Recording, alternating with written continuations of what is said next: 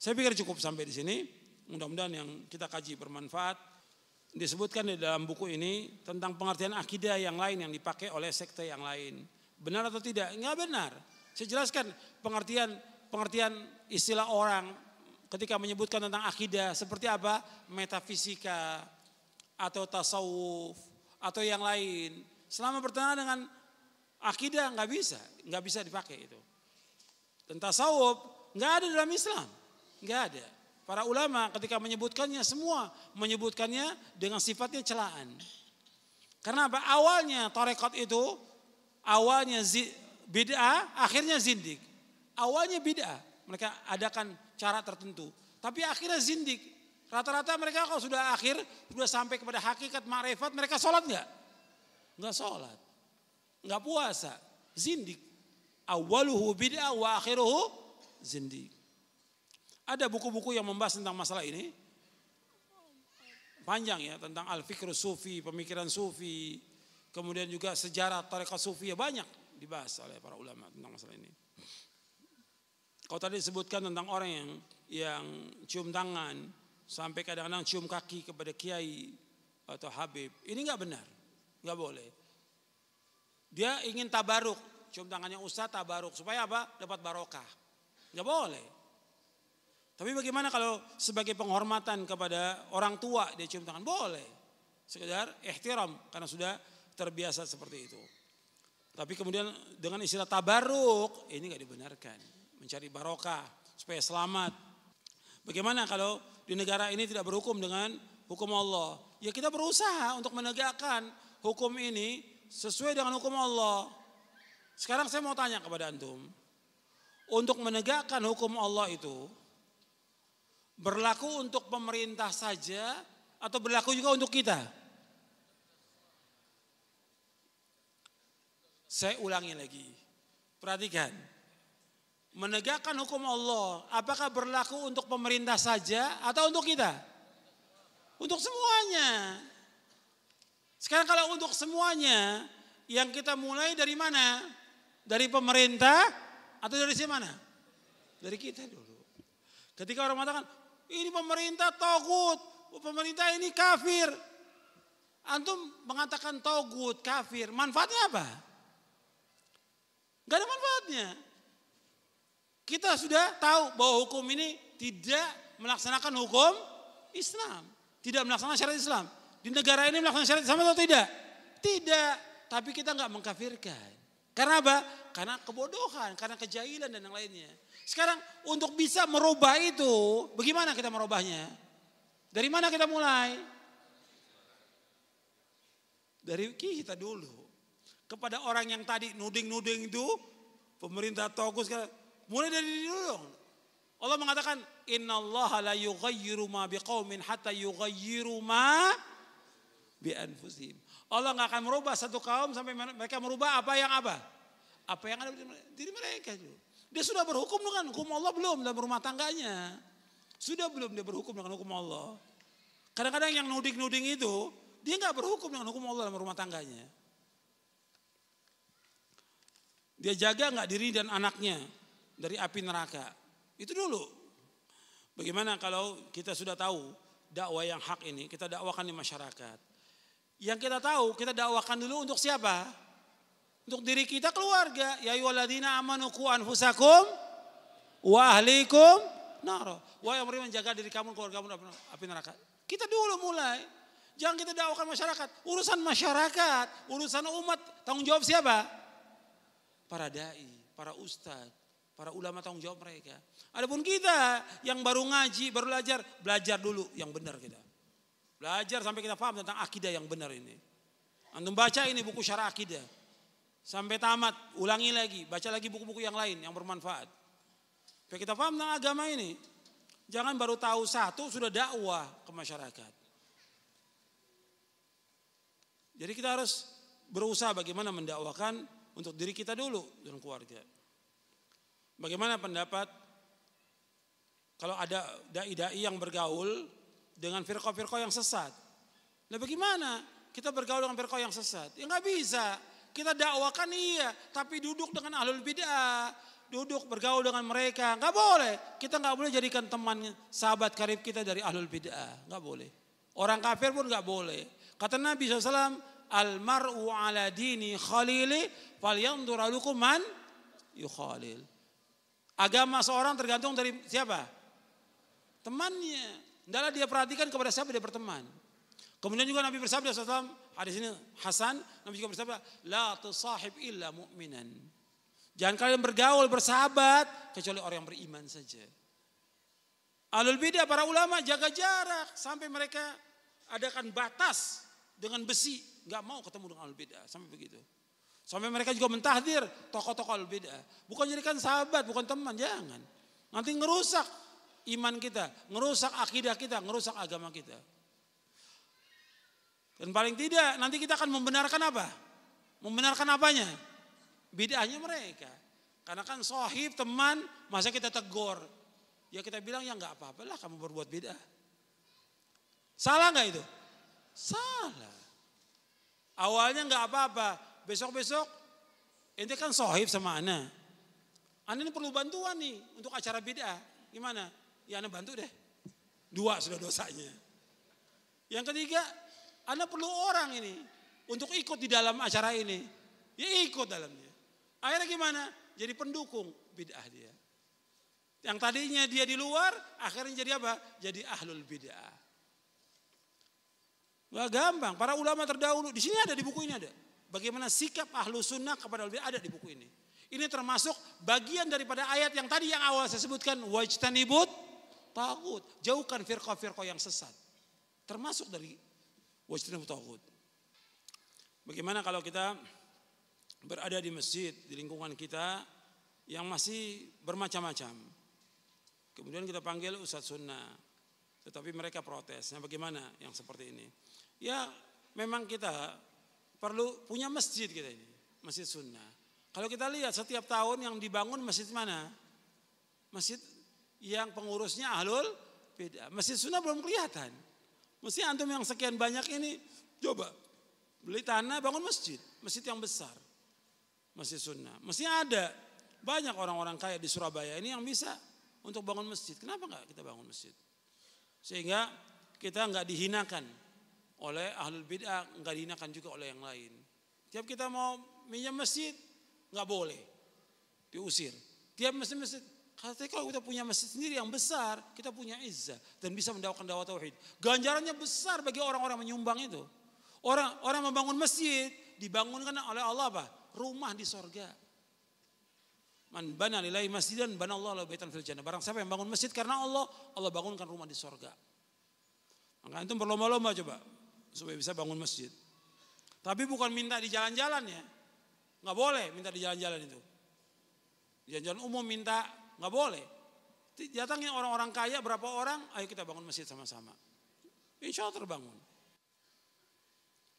Tadi disampaikan bahwa kajian itu di masjid, bukan di rumah. Apakah kajian di rumah itu hukumnya haram? Ini salah paham lagi. Ini pertanyaan sama dengan pertanyaan ahlul bid'ah. Pertanyaannya sama dengan pertanyaan ahlul bid'ah. Ketika kita melarang, Ustadz bagaimana hukumnya baca Al-Quran di kuburan? Enggak ada contoh. Nabi enggak pernah baca Al-Quran di kuburan. Sahabat nggak pernah baca Al-Quran di kuburan. Para tabiin nggak. Nabi suruh baca Quran di rumah dan juga di masjid. Apa kata mereka?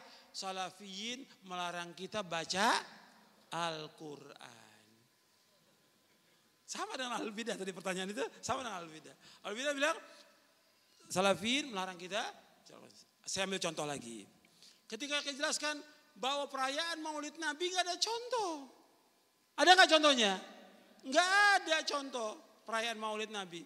Di zaman Nabi SAW, sahabat, tabiin, sampai zaman Imam Syafi'i enggak pernah ada. Kemudian kita katakan enggak ada contoh. Ini perbuatan beda. Apa kata ahlul beda? Oh ini ahlus sunnah melarang kita mencintai Rasulullah.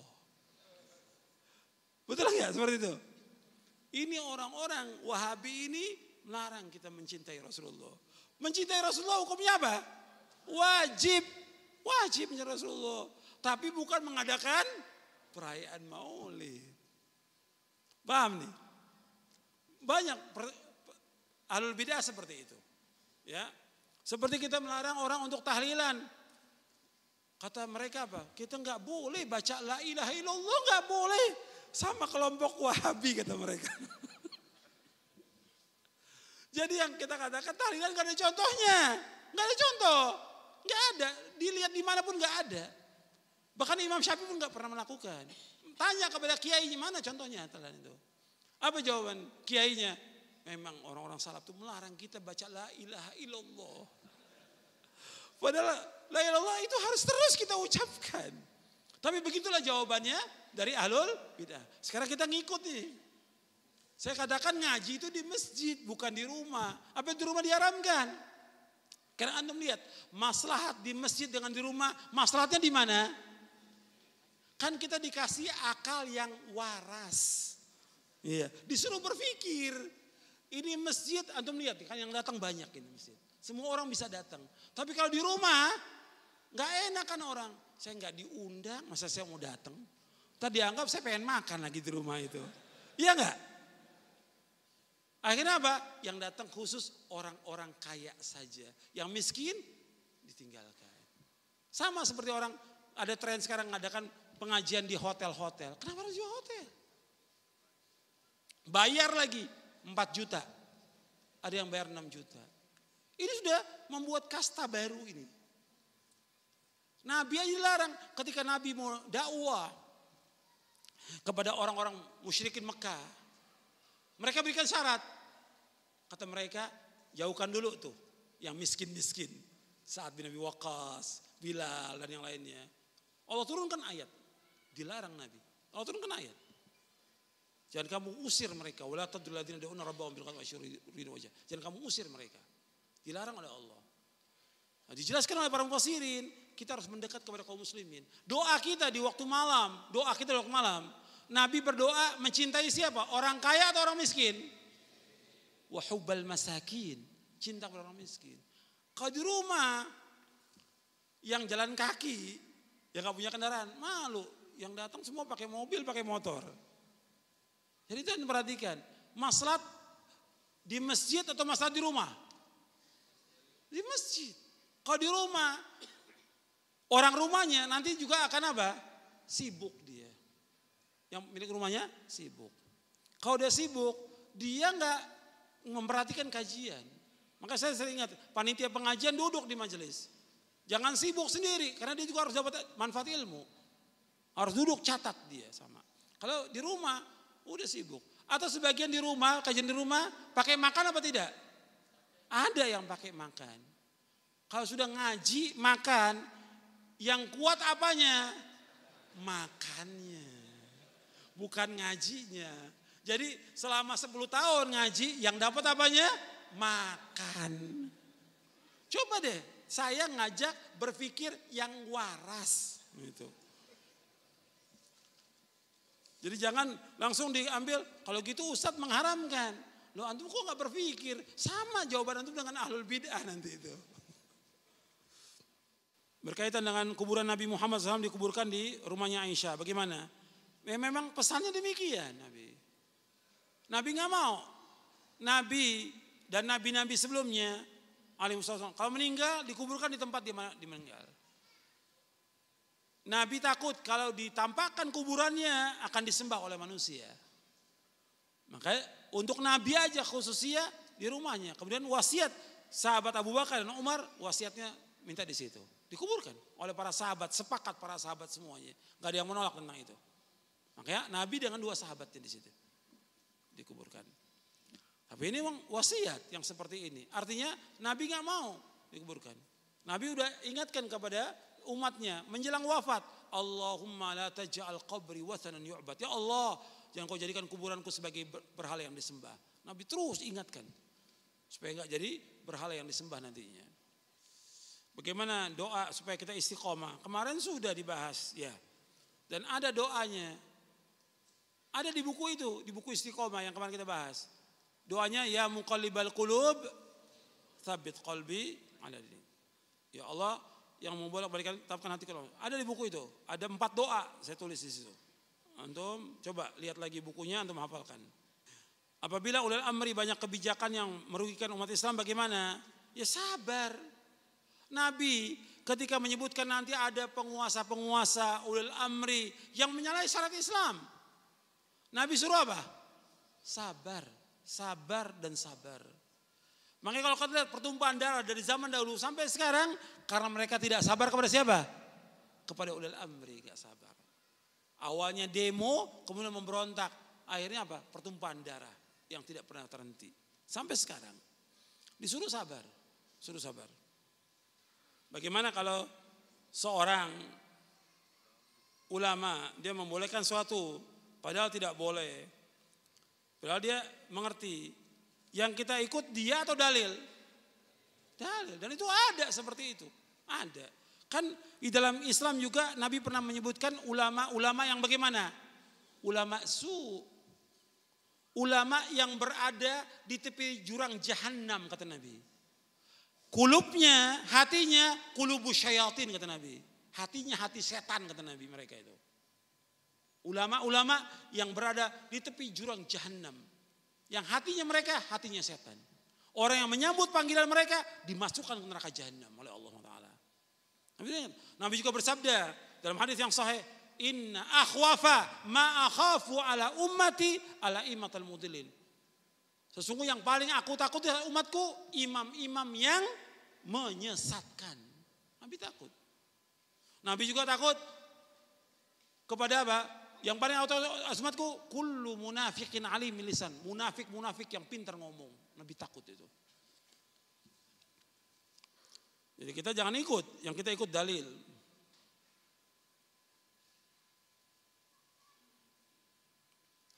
Bagaimana kalau kita mengkritik ahlul bid'ah, kita juga sebutkan kebaikannya, nggak boleh. Ini manhaj muwazanah nggak ada. Kalau kita mengkritik ahlul bid'ah, ya kita kritik tentang bid'ah, nggak perlu disebutkan tentang kebaikannya. Allah ketika menyebutkan tentang orang-orang kafir, Allah nggak sebutkan tentang kebaikan mereka, kesesatannya. Para ulama juga demikian. Supaya orang tidak tertipu dengan apa? Tidak tertipu dengan apa? Dengan kebaikannya. Jelaskan tentang firqah-firqah yang sesat. Apa aja? Syiah, jelaskan. Khawarij, jelaskan. Jamaah tabligh, dan segala macam. Gak usah disebutkan tentang kebaikannya. Kalau kebaikan jelas ada semua firqah itu. Tapi Allah menyuruh kita untuk apa? Menjelaskan tentang kesesatan mereka. Supaya jelas jalan kepada Allah dan jelas jalan orang-orang yang sesat. Jelas. Maka Allah sebutkan dalam Al-Quran, wa kadzalika nufassilul ayati walitastabina sabilul mujrimin. Kami jelaskan ayat-ayat ini supaya jelas jalan orang-orang yang sesat, jelas jalannya. Jangan sebutkan kebaikannya. Bagaimana tentang merekam kajian seperti hari ini? Kadang-kadang pengurus melarang. Iya, kadang-kadang kajian itu kan juga namanya saya sebagai manusia, kadang salah. Kadang keliru, sedangkan antum rekam langsung antum diperbanyak. Kalau panitia kan kadang bicara, saat ini gimana? Coba deh, saya lihat dulu, diedit dulu, baru disebarkan. Kalau ini kan enggak, langsung disebarkan kepada orang. Nanti yang dosanya yang kena saya kan kalau ada kekeliruan. Kan wajar, manusia itu mesti salah, nggak mungkin. Dari kajian 3 jam itu semuanya benar, nggak ada yang keliru dalam berbicara. Mungkin ada yang keliru, wajar sebagai manusia. Tapi kan itu mesti dihilangkan dulu sebelum disebarkan. Ini tadi saya sudah jelaskan dalil ya. Yang kita ikut ini dalil apa siapa? Pak ulama. Ini masih tanya, saya lihat orang di Madinah, saya lihat orang di Mekah kok begini. Ada yang nggak berjenggot, ada yang isbal. Yang kita ikut apa? Dalil. Jadi antum ini jangan melihat, karena di sana kan pakainya pakai begini, pakai gamis semuanya. Tukang roti kayak supir taksi kayak pakai ini. Tukang sampah juga. Jadi dipikir, wah ini ustadz nih, apalagi ada jenggotnya. Kok dia berbuat pelanggaran? Jadi bukan ukuran. Yang ukuran itu dalil. Kita lihat dalil. Bagaimana orang-orang yang lahir dia sebagai Yahudi atau Nasrani, sampai dewasa dia meninggal dalam agama Nasrani.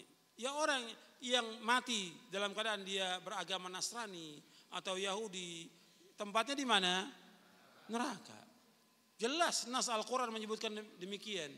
Innal ladzina kafaru min ahlil kitabi wal musyrikina fi nari jahannam khalidina fiha ulaika hum syarrul bariyah. Antum sudah hafal.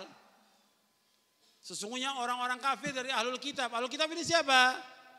Yahudi Nasrani. Dan orang-orang musyrik tempat tinggalnya di mana kata Allah? Di neraka. Mereka kekal dalam selama-lamanya.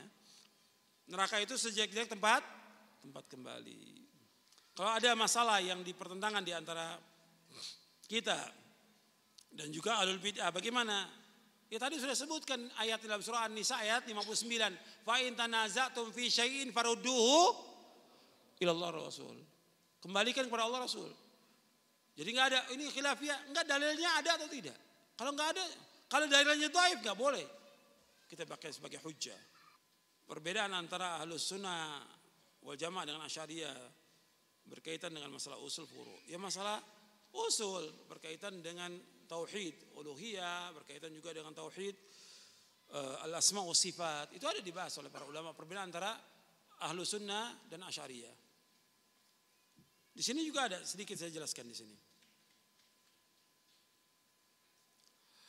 Kepada siapa kita harus belajar Al-Quran? Ya kepada dai-dai atau ustadz yang memang menguasai dalil, akidahnya benar, manhajnya benar, akhlaknya benar. Meskipun dia nggak punya gelar, jadi bukan soal gelar ini. Dia belajarnya jelas. Kepada siapa dia belajar? Dia menguasai Quran, menguasai Sunnah, dan dia paham tentang agama ini, akidahnya betul, akidah salaf, manhajnya betul, dia nggak berbuat bid'ah dan nggak berkumpul dengan al bid'ah, akhlaknya baik. Kita belajar dengan dia. Ini tadi sudah saya jelaskan tentang menyikapi hukum yang ada di Indonesia ini. Kita harus sabar. Hukumnya tidak berhukum dengan hukum Islam. Tapi kita harus tegakkan hukum itu untuk diri kita dulu dan keluarga kita. Tegakkan hukum itu. Perubahan itu lama.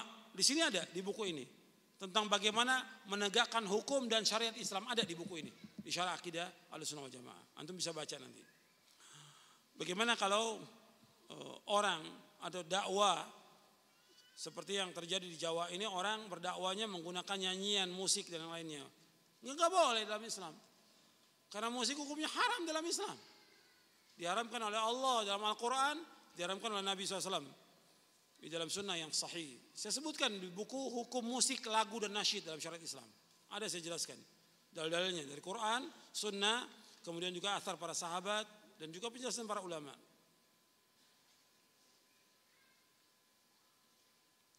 Bagaimana kita berdakwah tauhid kepada masyarakat yang ada di kampung?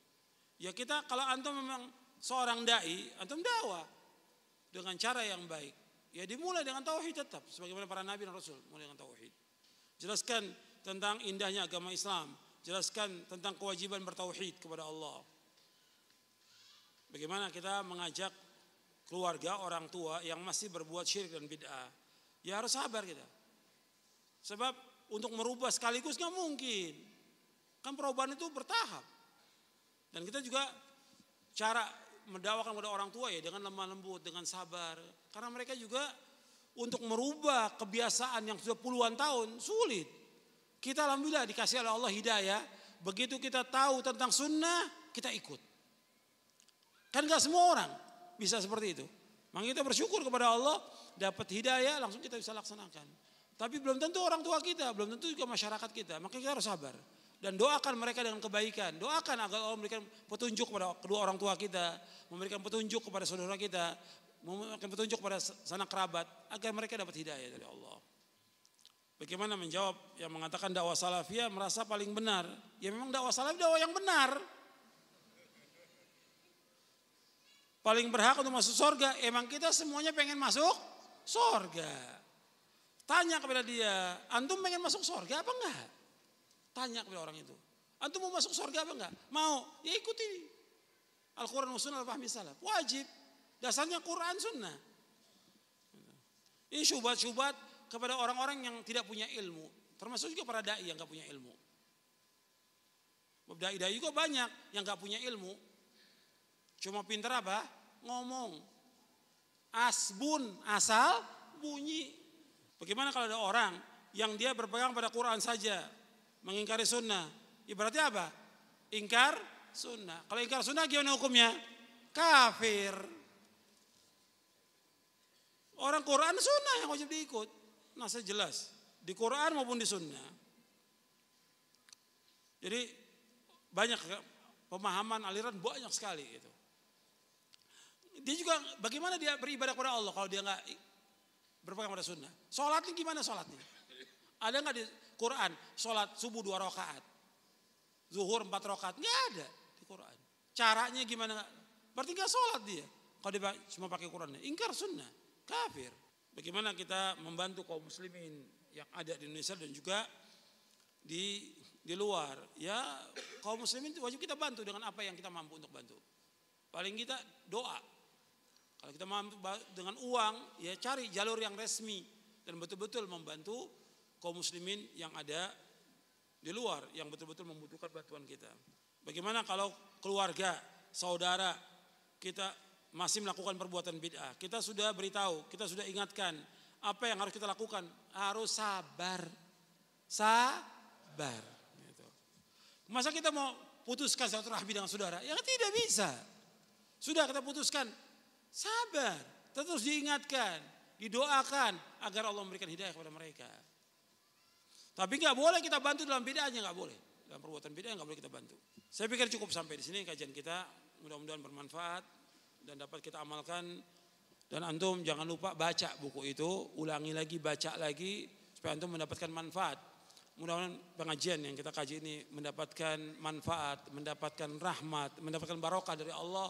Mudah-mudahan Allah memberikan istiqamah kita di atas Quran wa sunnah ala fahmi salaf dan menetapkan dia di atas hujah yang benar. Dan mudah-mudahan Allah terus memberikan rahmatnya kepada kita, membimbing kita ke jalan yang hak sampai kita diwafatkan oleh Allah SWT. Wa sallallahu nabiyana Muhammadin sallallahu alaihi wasallam, subhanakallahumma bihamdik, asyhadu an la ilaha illa anta astaghfiruka wa atubu ilaik. Assalamualaikum warahmatullahi wabarakatuh.